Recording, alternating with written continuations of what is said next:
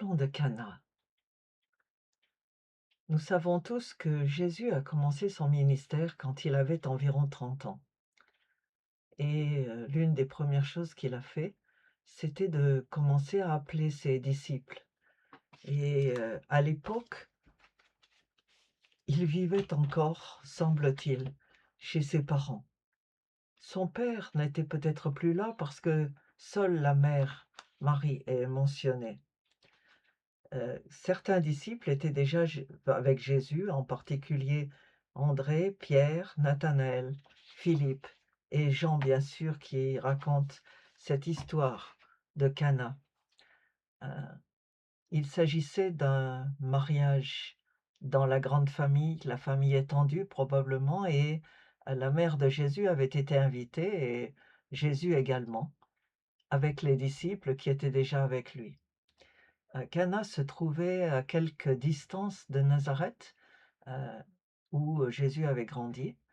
Ce n'était pas très loin au nord-est, et c'était un mariage de famille, et on pense que Marie, était parmi les organisatrices, de la fête.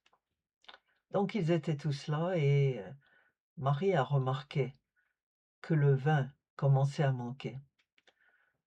C'est normal que les choses puissent manquer, puisque dans cette culture, comme dans les cultures africaines, il n'y a pas de carton d'invitation. Tout le monde est invité, et par conséquent, si vous êtes dans le village et que vous entendez qu'il y a un mariage, on y va. Mmh. Et donc probablement que les participants étaient plus nombreux que prévu, et Marie, connaissait bien son fils, et elle a fait là une prière qui nous est familière. On voit quelque chose qui manque dans notre entourage, et c'est intéressant que Marie n'ait pas demandé quoi que ce soit pour elle-même. Elle s'intéressait aux autres. Elle était toujours consciente, comme le montre le chant du Magnificat, euh, quand elle était avec sa cousine Élisabeth. Elle s'est toujours intéressée aux pauvres, à ceux qui étaient les petits dans la société, probablement parce qu'elle faisait partie de ces gens-là, s'étant mariée à un charpentier, un menuisier charpentier. Et donc elle a dit quelque chose à Jésus, une petite prière toute simple. Elle lui a dit: «Ils n'ont plus de vin». Et elle n'a pas demandé: «Que vas-tu faire?» Elle n'a pas poussé Jésus à faire quoi que ce soit. Elle lui a seulement dit ce qu'elle avait vu. Elle a attiré son attention sur ce qui se passait. Et la réponse de Jésus, car il lui a répondu, il aurait pu l'ignorer, mais Jésus n'ignore jamais les prières. Ce qu'il lui a dit, c'est: «Qu'est-ce que tu as à faire avec ça?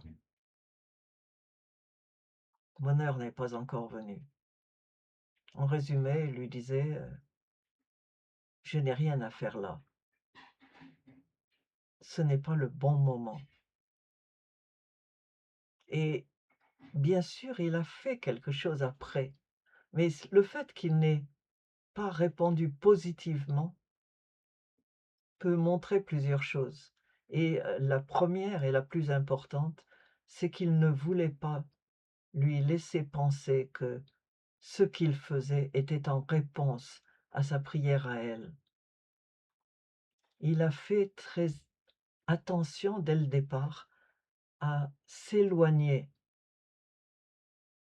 physiquement de sa mère, humaine. Ce qui nous apprend que si nous voulons prier, si nous voulons parler à Dieu, nous n'avons pas besoin de passer par quelqu'un d'autre. Personne d'ailleurs n'avait prié Marie de le dire à Jésus, parce que les gens ne connaissaient pas la puissance de Jésus à cette époque. Mais même s'ils le savent, s'il savait quelle était la mère. Jésus a fait des efforts plusieurs fois pour placer une distance entre lui et sa mère, lui et sa famille. Et quand un jour sa mère est venue, le voir et que les gens lui ont fait savoir qu'elle était là à la porte, il a dit: «Qui est ma mère?» «Mmh, ma famille, c'est ceux qui obéissent à ma parole, c'est ceux qui me suivent». Et c'est quelque chose que nous ne devons jamais oublier. Ne passez pas, aujourd'hui encore, par la mère de Jésus ou par qui que ce soit d'autre. Ceux que nous appelons les saints, ceux qui sont partis et qui ont pris leur repos après leur mort, n'ont pas à être appelés.